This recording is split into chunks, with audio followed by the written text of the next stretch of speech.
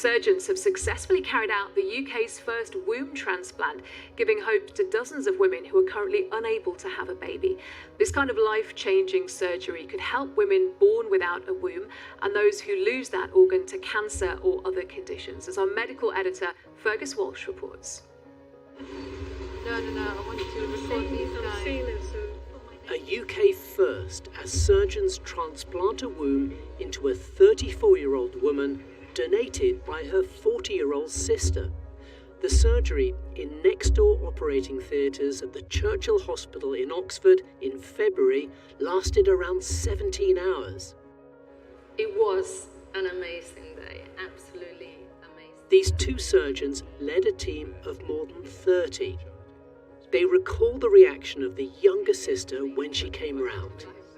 She was absolutely over the moon.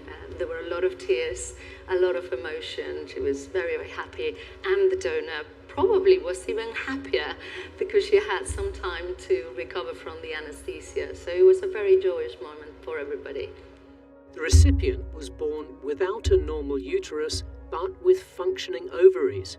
With her husband, she already has 8 embryos in storage and could go on to have 2 pregnancies, after which her sister's womb will be removed so she can stop taking powerful drugs which prevent her body rejecting the transplant. So she's doing really, really well. She has started having menstrual periods, and that means her prospects of having a baby are very high. She needs to stay on immunosuppressive therapy and to be closely monitored, and we hope to be doing an embryo transfer in the autumn. In 2014, a woman in Sweden became the first to have a baby after a womb transplant. Since then, around 100 transplants have been performed worldwide, with 50 babies born. The surgical team here is funded by a charity, Womb Transplant UK, and has permission to carry out the procedure with both live and deceased donors. There are a dozen women with embryos in storage or who are going through IVF who are hoping for a womb transplant.